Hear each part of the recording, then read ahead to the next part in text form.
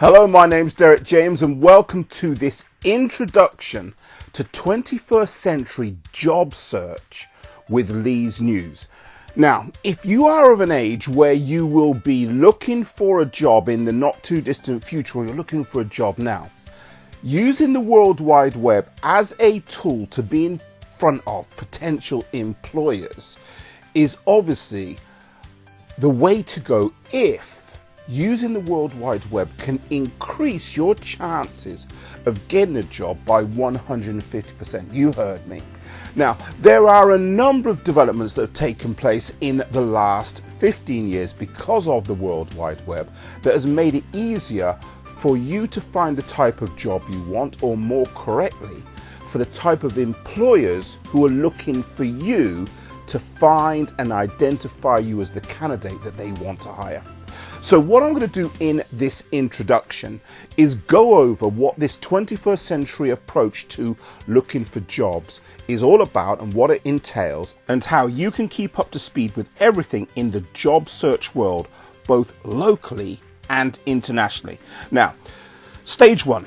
If you live in Leys, if you live in Oxford, we have to understand that there are some changes that are taking place in Oxford that are going to impact you, because we understand that we are in the arena in the season of Brexit, and something that the government has planned for England is going to affect people that live in Oxford, but more importantly in Leys, because Oxford, Greater Manchester and Birmingham have been chosen for what they would call local industrial strategy initiatives, where, well, Oxford, they're looking to turn it into the UK's Silicon Valley. Can you imagine that? All taking place in Oxford. And if you live in Oxford, if you live in Leys, well, house prices in Leys are already rated at £250,000, and so house prices in Oxford are going to rise as Brexit starts to take hold and the government invests in Oxford, Greater Manchester and Birmingham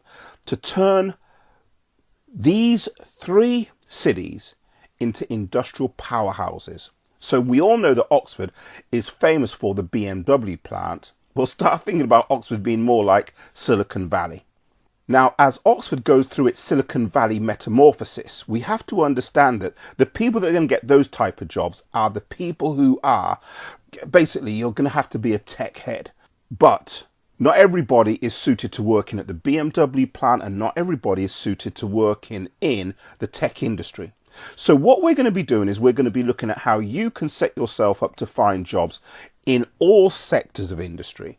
And what we would like you to do, irrespective of your age, is follow us on social media so that you can be involved in real-time conversations as Oxford goes through its transformation over the coming years.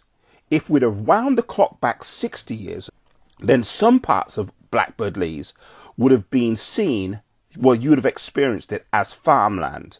Now, all of the farmland has basically disappeared and it's become housing. The next transformation that Leys is going to go through, as we have seen with Oxford Parkway's railway station, is that it's going to be easier for people to travel into Oxford from London. There are plans to have a train station go through Cowley Centre, and as Oxford becomes transformed, job openings change as well. But the issue for you isn't so much what's taking place around you, it's what are you doing to become part of the wave of the future, whether it be internationally or, more importantly, locally. The word here that some of you may not have cottoned on to is gentrification. But outside of that, we have a future that is evolving on our own front door.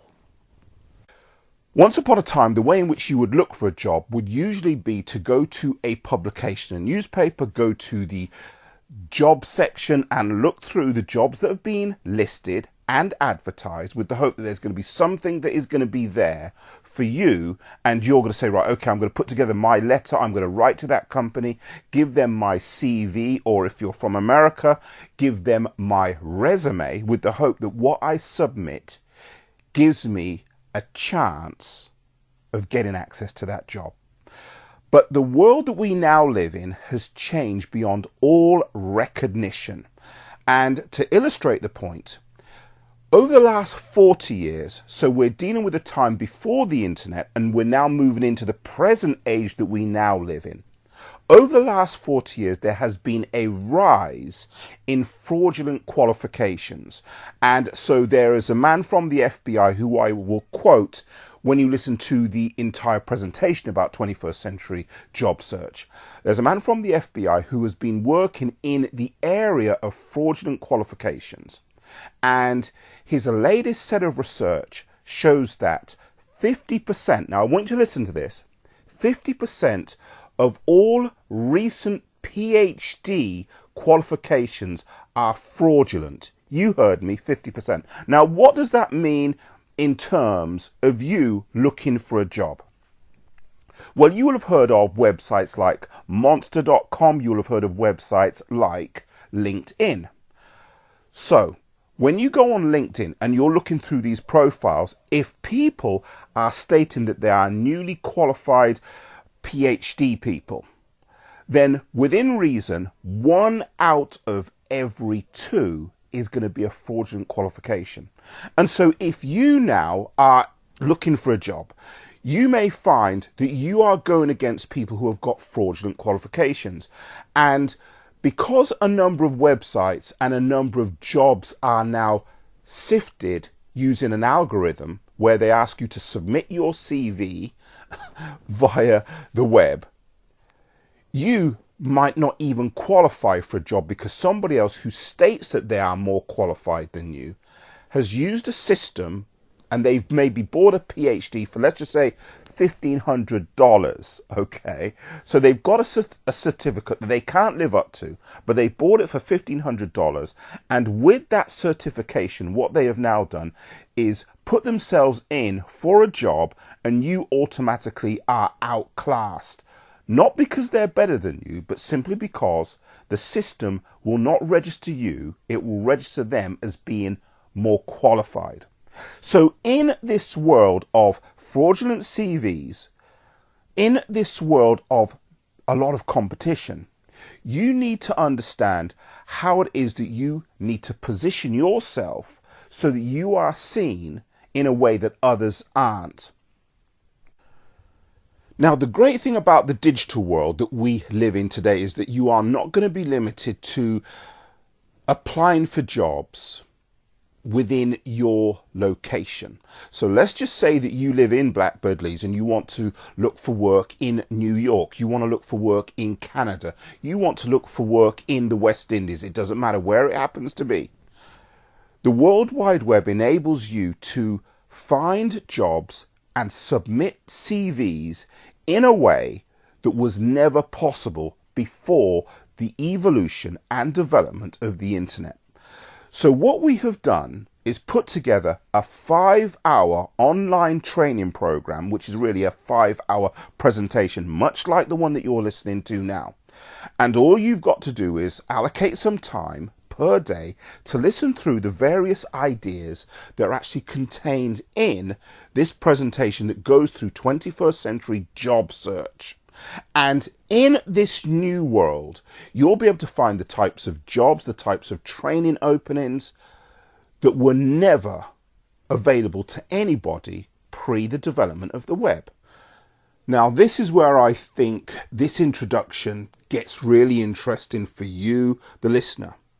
If 50% of all new PhD qualifications in America are fraudulent, what that means is that there are a lot of people, obviously with PhD certificates, that aren't real. But beyond that, that shows you what's taking place in America, where for jobs the competition is fierce. And in order to tool themselves up, there are people that are willing to pay a fee to have a qualification that really isn't worth the paper the qualification's printed on. But if you come to England, there are a number of programs that have been on the BBC about fraudulent qualifications also. And so the numbers are just as rife. And if you think about people with O-levels and A-levels as well as degrees, then in this world also. So not just in America, but in England, we see a lot of fraudulent qualification. Now, the reason why I have an interest in both the hidden jobs market, which is where 75% of all jobs that are available will never be advertised, and fraudulent qualifications, because I went in for a job once where I knew that the person who was going in for the job also wasn't qualified with regards to his application. I also knew that a number of the people that were part of the interview panel weren't qualified to make a decision about who should get the job. And what we see is this, is that in this world of fraudulent qualifications, which is actually rife, you have to have a way in which you are using a specific methodology to make a distinction between you and them.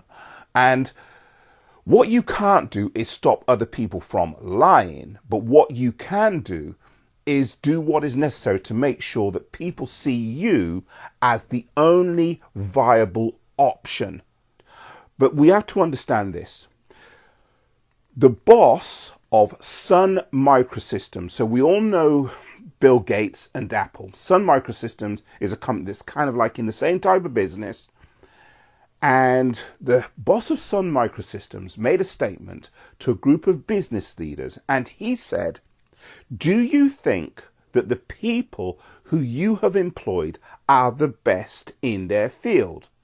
And the room went quiet as all of these captains of industry, all of these future employers kind of looked at each other, and it was obvious that they said, well, you could see that they were saying to themselves, no, we do not believe that we've got the best. And so the head of Sun Microsystems went and said this in response to the silence that was in the room. He said, you don't have to worry, because the technology is turning up that is going to allow the best in the world to find you. So I want you to think about this. In this new world that we live in, where there are people with fake O-levels and A-levels, with fake degrees and fake PhDs, where these people are using systems like LinkedIn to profile themselves. They're using websites like monster.com to upload their CVs, and because their CV is all based on a lie, they're going to score higher than anybody who's actually done maybe an honest course and isn't as highly well marked, but the point is they've actually done the course, and in the real world they're more qualified than the person who has lied their way forward. In this new world where once upon a time it was believed that the internet would give you access to people, that give access has also created an environment where people who are basically willing to lie through their teeth to get forward are doing that. So what I'm going to do in this part of the introduction is give you a strategy where you can see why it is that you can be in front of some of the biggest and most influential employers in the world. Okay. What I'm going to be saying here is obviously separate and distinct to what you're going to learn in the 5-hour presentation.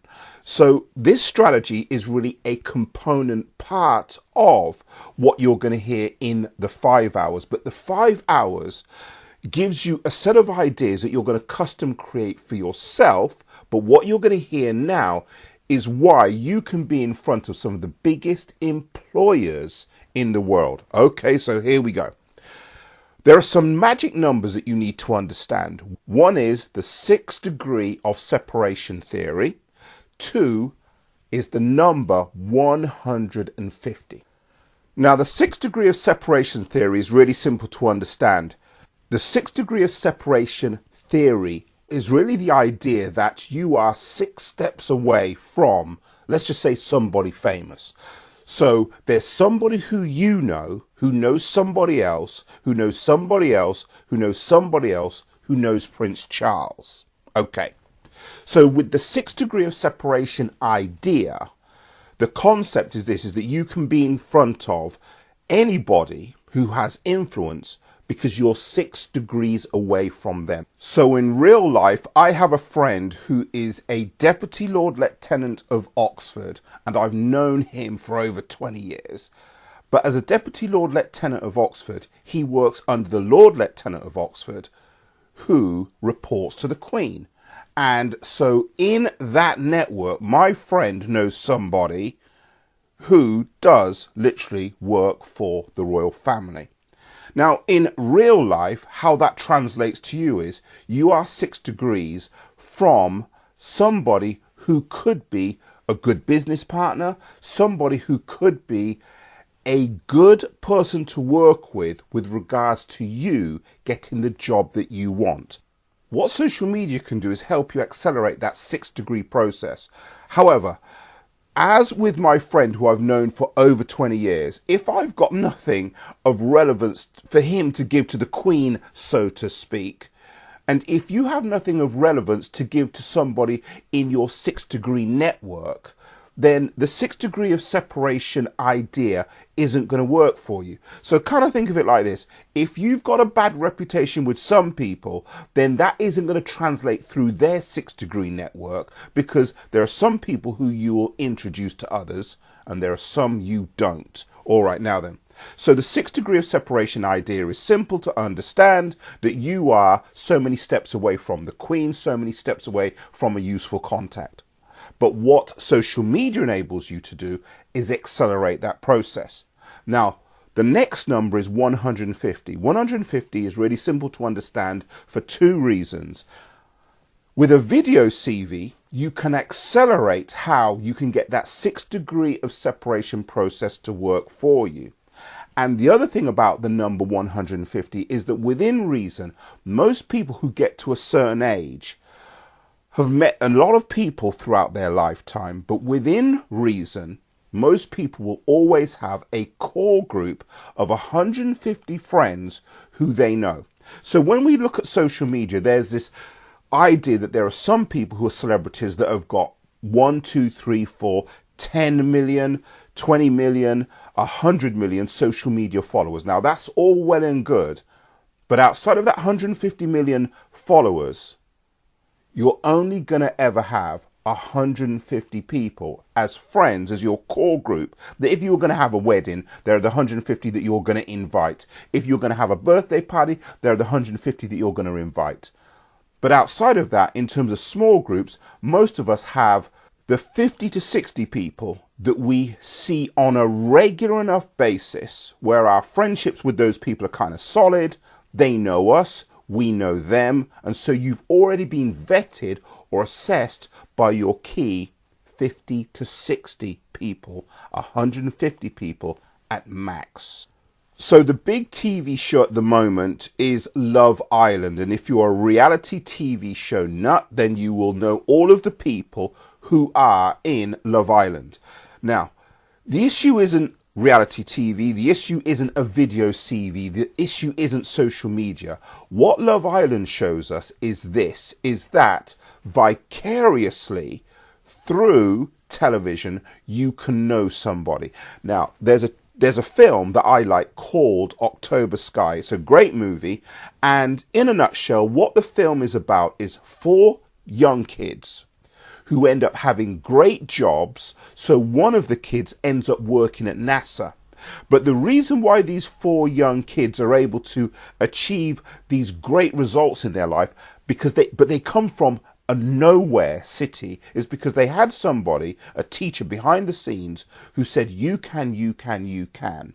But the reason why I'm quoting the film October Sky, that documents these 4 children's rise to great careers where it was expected that they weren't going to get these careers, is because what the movie shows is that 4 people working together can actually change the world, or more correctly, change their world, change their future. So you don't have to know a lot of people to get this 6 degree of separation idea, where you are now using 6 degrees of separation as the cornerstone for you giving CVs to people that is going to change your life. So at this part of our introduction, what I've got to do is blow some social media online myths about job search completely out of the water. With what you've just heard me say about the 6 degree of separation idea and 150 people being the maximum amount of people that you could manage, Why would anybody look to instruct you with the concept of sending out literally hundreds of CVs in the attempt to try and find a job when you are in an environment where a vast number of people are giving out fraudulent CVs, which means you're going to be disadvantaged because you don't know what other people are doing. So whilst other people are giving out fraudulent CVs and you're giving out literally hundreds of CVs trying to find the needle in a haystack employer, well, it doesn't make any sense because you're in an uphill struggle, going against the grain, going upstream, and you're blind. What you've just heard me say with the 6 degree of separation idea is this understanding that within reason, your potential employer is pretty close to you. You just got to have a way in which you can now identify him or get him or her to identify you. So with understanding the 6 degree of separation idea that you are pretty close to Prince Charles or the Queen or a future working associate, what we see in the film October Sky is this concept that is so easy to understand you'd have to be stupid to not get it. In the film October Sky, there is a teacher who tells these 4 kids who come from a nowhere town that you can do what other people in this town have never accomplished. But the way in which these children are identified by some of the biggest universities in America is she tells the kids to enter, now listen to this, a science fair. Now, a science fair, if you're in America, is basically where you put together a project that you put on display. But the people who are going to be the judges of this science fair are going to be people who, as heads of universities and colleges, are there to basically talent scout. And what they'll do is they'll look at the best science project and give those kids awards based on how well their science project did. And so in this film, October Sky, these 4 kids from nowhere who at first weren't any good at maths had to make sure that their math skills were up to speed so that the invention that they were going to create that was going to be part of the science fair could be judged, and they would be in this competition with the hope of winning. So let's just say that the science fair is effectively their job interview. They went into an arena where very few others were participating. Now, if you look on this video, because you're seeing this radio presentation on YouTube, you'll see on the front of this presentation a map, and that map is a map of the UK, and on top of that map of the UK you'll see 3 areas that are identified. So there's Manchester, Birmingham and Oxford, and what that map is there to represent. Now I'm going to go through that in a moment, but the concept is this: outside of the map of England you can see areas or pictures of Blackbird Leys. Now the reason why the map was put together in that way was simply because of the way in which it was designed. But in conversation with Izzy, who is one of the researchers from the London School of Economics that is doing research into what is going to be taking place in Oxford, Birmingham and Manchester as a result of this government initiative to invest in these 3 cities because of Brexit.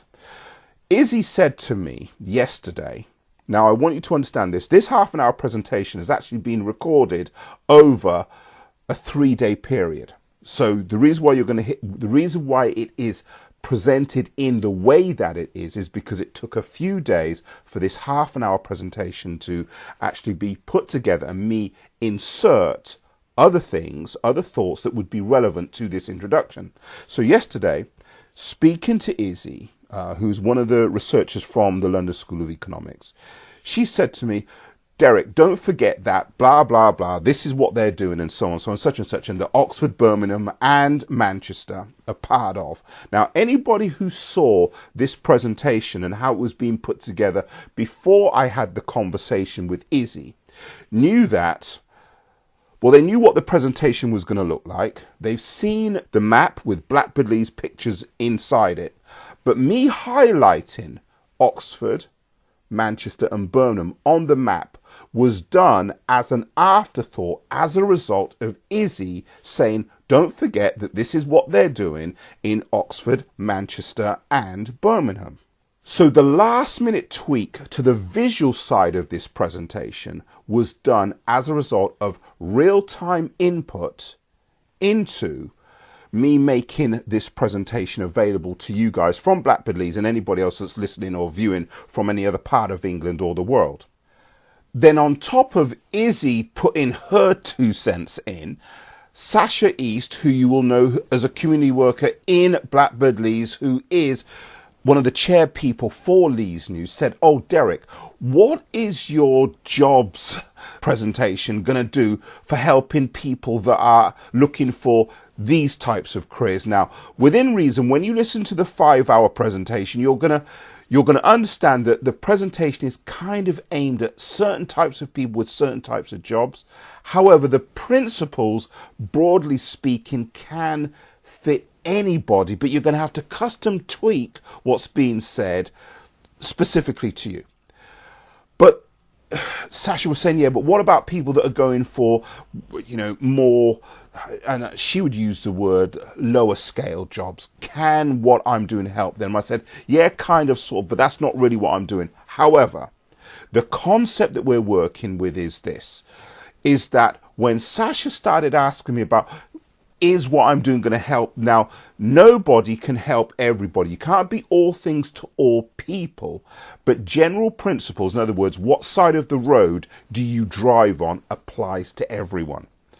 And so with an understanding that England is going through a huge change as a result of Brexit, any employer or employers from all fields of industry are going to have an interest in what is taking place in Birmingham, Manchester and Oxford. It doesn't matter, from people who are going to be road sweepers right up to people that are going to be in the catering industry to people that are going to be in the high-tech business, and we can go on. We have used the idea of Love Island earlier on, so all of the people who are participants in the TV show Love Island they're minor celebrities. I'm going to use the term minor celebrity to illustrate the point so we don't pull out of our Love Island example too quickly, or our Love Island parallel too quickly. Any employer is no different to you in that they've only got so much mind space that they can give to different ideas, different topics and different people. And so just as you may take an interest in Love Island, there are going to be the employers that want to take an interest in what is taking place in Oxford. And the only way in which they can take an interest in what is taking place in Oxford is, one, to either read reports or follow the stories of people that are using, let's just say, new media technologies, video CVs, video shorts, listening to radio shows like this to keep up to speed with what is taking place in Oxford as a result of the investment that the government is making into this city, as well as Manchester and Birmingham. And at that point, you can become your own Love Island or October Sky story, because an employer is more likely to look at a video short than read a report. That's just the way that it is. Video is one of the most highly consumed media forms online. Just think of it like this. You look at YouTube more than you read news online. And in like manner, there are employers that, if they understood how is the catering industry being affected by what is taking place with regards to the investment that is happening in England, in Oxford, in Manchester, in Birmingham, as a result of this government investment. You don't have to worry about trying to send out 1 zillion CVs. All you have to do is have the video stories that potential employers will want to take an interest in. Are you the person that's training in the field of catering who is looking to work in Oxford as it goes through this transformation process. Now, I'm not going to give you all of the story formats that you could be involved with based on the various areas of employment that exist, because I'd be here forever. The idea is that you can take a concept, extrapolate from that concept, and then custom fit, custom create what your video content is going to be to give somebody an update with regards to you. Now, what is taking place in England as a result of Brexit will impact any other country that is looking to be involved with economic development, any other company that is looking to be involved with investment in a specific area or a new idea. Your story becomes your video CV. With your video CV being seen by a few people in terms of the 6 degree of separation network, you are going to be in front of the most important employers in England. Okay, now as you follow us on social media and as you follow others who are using this strategy, you'll be able to see other people who are, they've come up with their own variation on a theme of the idea, and you say, all right, okay, I didn't see it like that. Yeah, that's what I can do. If you've heard of the term herding cats, then you understand that within reason, cats aren't like dogs. You can't manage cats easily. And so the idea of this presentation and showing you who are listening how to apply for work is to give you some ideas, but then the idea is for all of you guys to just go off in your own direction. And what that really means is that this presentation and its outgrowth isn't really about managing a process.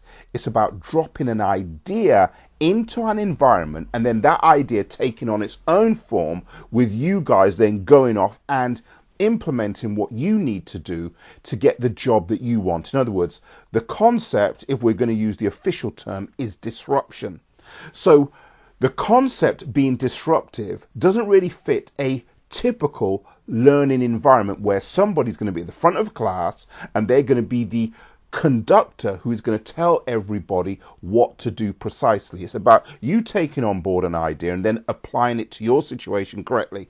But I want you to kind of think of it like this. When you look at Blackbird Leys and its development in the last couple of years, and what's going to happen in the next few years, we've seen the 2 towers being completely refurbished, and outside of them stopping work for a period of time because of Grenfell, we have seen the towers transform from what they once were to what they are, to the point at which, unless you've got pictures of the old tower, the way in which they used to look is kind of hard for you to bring to your mind. And that's the transformation that Blackbird Leys is going through, and that's the kind of transformation that you're going to go through.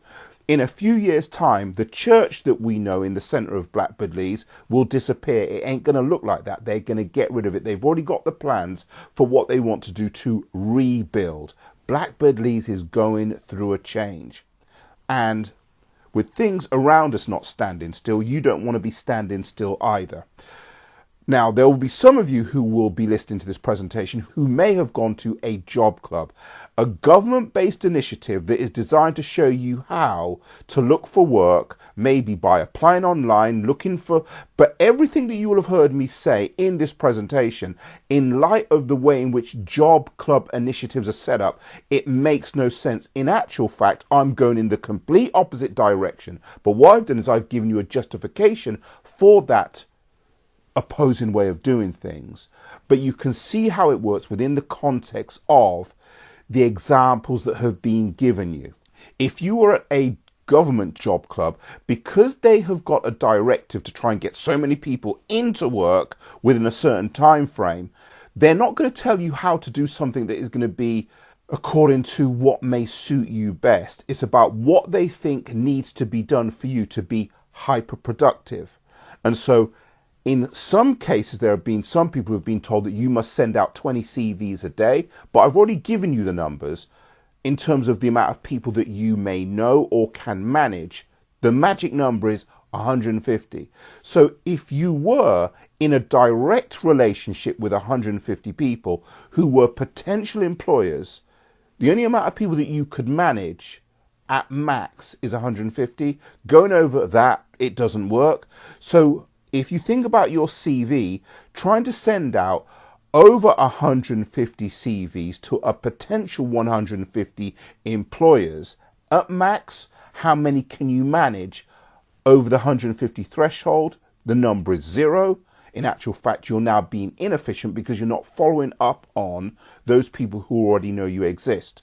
Now, I said before, and using the friend that I have who is literally a few degrees of separation away from the Queen, if I wanted to get a message to the Queen, I know exactly how I'd be doing it. I'd be going through my friend. The point is that it's the easiest point of contact. It's the path of least resistance, but it makes sense.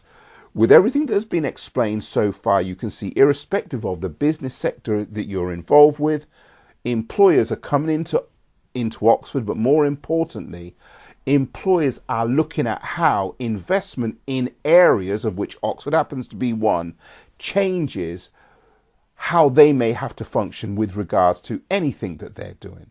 But if you become a video story, which is your video CV, then you are the Love Island star that they're looking at. I'm using Love Island to illustrate the point. If you want to work in America, using America as an example, taking the Oxford story, the Oxford investment story to America and your involvement in it, because if you live here, you may want to be looking for work here, or you're using what we're doing here as a template where you can see this is how your other friends are looking for work, so you can do the same stuff stateside with an understanding of, one, the 6 degree of separation concept. Business leaders in America would like to take an interest in what's taking place in Oxford. Why? Because the British government is investing gazillions to change the economic prospects, the economic future of England. But when we look at the map that we see online, that we see on this video, the map that we see of the UK, well, depending upon where you are, depending upon where you live, governs your prospects for being a beneficiary of this multi-gazillion investment. Now, what do I mean by that? And let's look to bring this introduction to a close. If you lived in Northampton, then if you've listened to the news this week, then you will have understood that Northampton County Council is 70 million in arrears in debt. And so it's got to make a lot of cuts, and they haven't got money to invest in a number of things, which will also include, let's just say, job development, or tooling people up to be ready for the investment that is going to come from central government with regards to what is taking place in Oxford, Manchester and Birmingham. If you live in Oxford, on the other hand, now I'm not going to say that Oxford gives you a better starting point, but it's a different starting point. Now, what do I mean by that? You've got Oxford City Council, you've got Oxfordshire County Council. Now, they may put together some initiatives, but what you are listening to in this presentation is what we would call a black swan project. Now, I'm going to explain that by making a distinction between, say, Northampton County Council that hasn't got any money. They've got this 70 million debt that they're, in terms of them being in the black, that they ain't got set in the red, sorry, they ain't got no money. And so national news is that Northampton County Council has got to now just basically slash its budgets. In contrast, we've got Oxford City Council, Oxford County Council, and once upon a time, we'll look at, say, the world of adult education. Adult education used to be run by the City Council, but now it's run by Abingdon and Whitney College. Now, Abingdon and Whitney College, as an example, is an educator, but they couldn't tool you up to be part of this new world. And again, when you listen to the 5-hour presentation, you'll understand why with regards to the nuances. Now, when I say Black Swan Project, what do I mean by that? If you look at the film October Sky and you see the teacher who got these 5 kids or 4 kids to enter the science fair, you couldn't have found a Miss Riley, who was the teacher, who then went on to inspire Homer Hickam and the other kids to do what they did, which also included Homer Hickam ending up working at NASA. In other words, there are things that take place in the world that are black swan events. Swans are common. You can find white swans easily, but finding a black swan is a kind of like out of the norm. So there will be the Bill Gates that turn up on the planet. There will be the Michael Jacksons that turn up on the planet. There will be the Jeff Bezoses that turn up on the planet. People that do extraordinary things are going to turn up, but you can't do something that is going to help you find those. What you can do is set up an environment where they will turn up. So what a city council can't do, what a college can't do, is create a Homer Hickam. In other words, somebody who goes on to work at NASA. You can create the environment where you hope they're going to turn up, but you are not the God that's going to say, I am going to turn you into. So a project that is more about setting an environment up where they can turn up is completely different to you saying, I'm going to be the cause of. Okay. So the reason for saying that is this. When you look at the map of the UK and you see where the investment is going to go in England with regards to this industrial powerhouse post Brexit. So we've got Birmingham, Manchester, Oxford.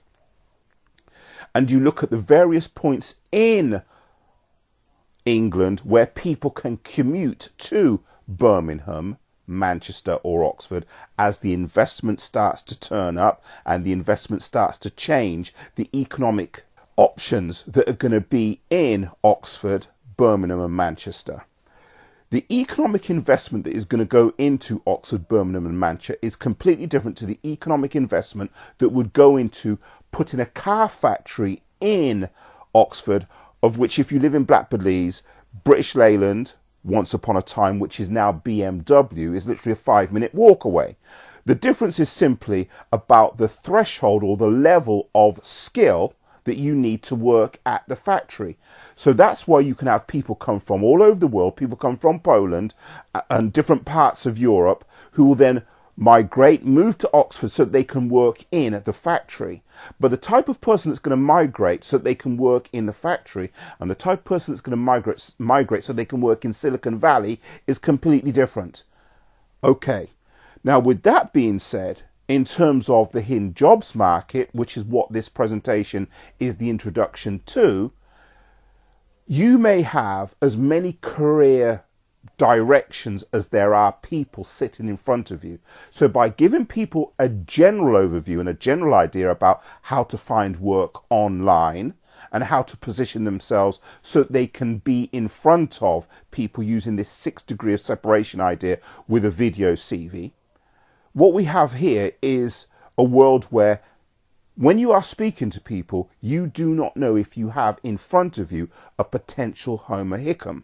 Now, there are some people who I know of who manage the way in which they live as if individuals, people are disposable. And the problem with that approach to management is simple. You might be sitting in front of a black swan. In other words, somebody who's going to be a Homer Hickam who goes on to change the world, but where they are now, they haven't actually turned into that yet.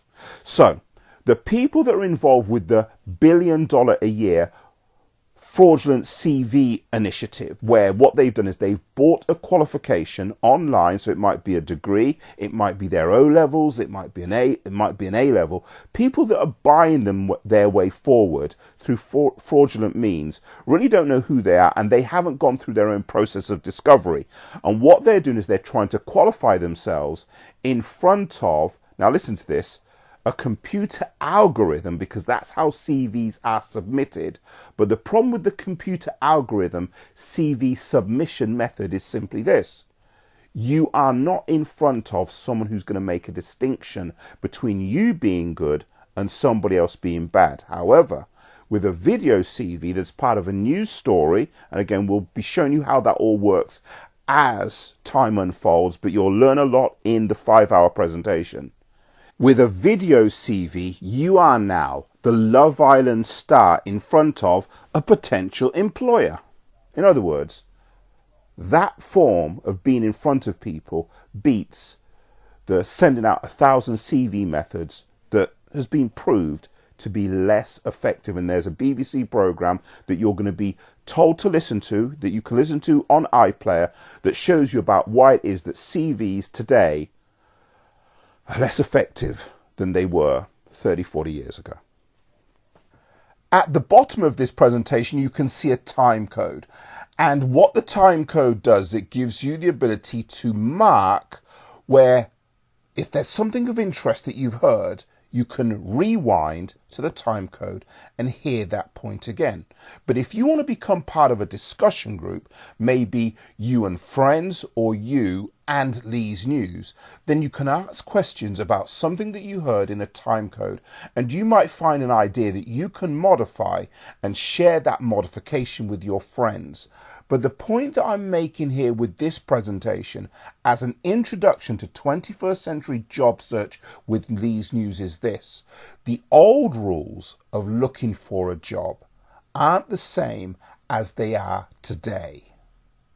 So if you are good at what you do, then learning how to, one, work in the world of what we would call the hidden jobs market, where 75% of all jobs that are ever going to be available are never advertised. You heard me, 75%.